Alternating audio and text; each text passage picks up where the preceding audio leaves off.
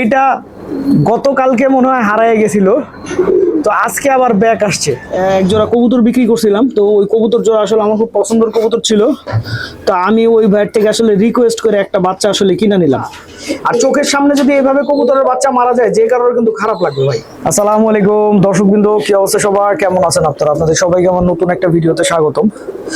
দর্শকবৃন্দ, আসলে এবার অনেক বেশি দেরি হয়ে গেছে আমার বাচ্চা লাগাইতে, কিন্তু আসলে বাচ্চা লাগানো শুরু করছি এবং আসলে আমি আমার যতগুলো কবুতরের বাচ্চা এবার বের করছি, প্রত্যেকটা কবুতরের বাচ্চাকে পাখায় টেপ বেঁধে তারপর আমি আসলে বাইরে ছাড়তেছি। হ্যাঁ, কিন্তু সমস্যা যেটা হয়েছে, কিছু কবুতরের বাচ্চার যেহেতু আমি মনে করেন যে টেপটা লাগাইছি, ঠিক আছে, এটা হচ্ছে পানি টেপ। হ্যাঁ, তো কিছু কবুতরের বাচ্চার এই টেপটা ছুটে গেছে, তো ছুটে যাওয়ার ফলে আপনার মনে করেন বিভিন্ন বাচ্চা এক একদিন একটা হাইট নিয়ে নিতেছে, এক একদিন একটা হাইট নিয়ে উঠতেই থাকতেছে। যেমন আপনারা এই যে এই মুহূর্তে এইখানে যে বাচ্চারা দেখতেছেন, এইটার পাখার টেপ কিভাবে খুলে গেছে আমি জানি না, যেহেতু পানি টেপটা আসলে খুব পাতলা টাইপের টেপ হয়।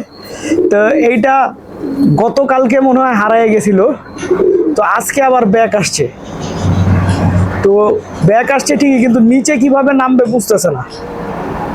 তো এইভাবে প্রত্যেক দিনই কম বেশি একটা বাচ্চা একদিনে একদিকে চলে যায়, আবার মনে করেন তার পরের দিন বাসায় ব্যাক আসে।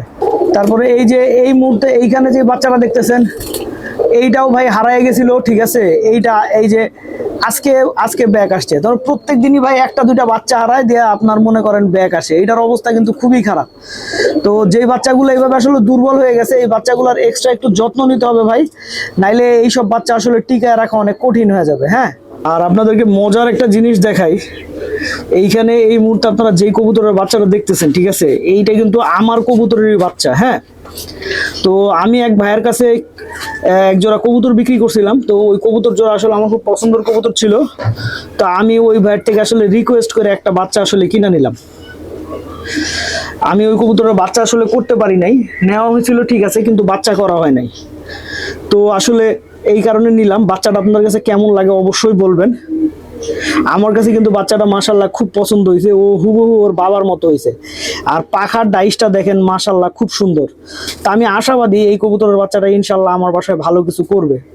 আর এইদিকে আমাদের মুসালদম কবুতরটা খুব সুন্দর রোদ পোহাইতেছিল, কিন্তু আমাকে দেখে সে খুব বিরক্ত হয়েছে এবং ক্যামেরার সামনে থেকে চলে গেছে। তার মানে তোমার কোনো কাজ নাই মিয়া, যদি খালি একটু রেস্ট নিতে নেই তাও তুমি ক্যামেরা লাগাই দাও, জ্বালায়া খাইলা তুমি। ব্যাপারটা অনেকটা এরকম, বুঝছেন। যে বাচ্চাটা মনে করেন, যে বাচ্চাটা ছুটে গেছিল, এই যে দেখেন বাচ্চাটা নামতেছে, দেখছেন। তো যাই হোক, মোটামুটি ভাই ভালো একটা ঝামেলার মধ্যে আছি। বাচ্চা লাগাইতে গিয়ে প্রত্যেকবারই এরকম ঝামেলা হয়। এই যে আরেকটা আবার কোথা থেকে দৌড়ে আসলো। তো এইটা আসলে আমি মাইনা নিই। আর আমি আসলে একটা জিনিস খুব দৃঢ়ভাবে বিশ্বাস করি, যেটা ভালো কবুতর ওইটা অবশ্যই আমার বাসা চিনবে এবং ভালো মতোই লাগবে এবং ইনশাল্লাহ ভালো রেজাল্টও করবে। আর এইদিকে বেশ কিছু নতুন পেয়ার করলাম। আমার বহুদিন পরে ফিরে আসা পাল্লায় পড়ে যাওয়া বাবরা নটটা পেয়ার করছি। আপনারা সবাই দোয়া করবেন যেন এই পেয়ারের রেজাল্ট ভালো হয়। এছাড়াও আমি আরো কয়েকটা পেয়ার করছি। এখানে আমাদের মূল যে জুলফিকার নর, ওইটা পেয়ার করছি, ঠিক আছে। এটা একদম মেইন জুলফিকার নর আমার বাসার। এই কবুতরটা দিয়ে আসলে পুরো জুলফিকার লাইন করা। তো মোটামুটি আরো কিছু পেয়ার করছি, প্রত্যেকটা পেয়ারই আপনাদেরকে একে একে দেখাইতেছি। এখন আসলে এমন অনেক কবুতরই আছে যেগুলো আসলে পেয়ার করা, এতদিন পেয়ার করার সময় পাই নাই, কিন্তু এখন এদেরকে পেয়ার করা হবে। আজকেও ইনশাল্লাহ এই যে এই খাঁচাটা খালি করছি, কিছুক্ষণের মধ্যে এইখানে আরেক জোড়া পেয়ার করব।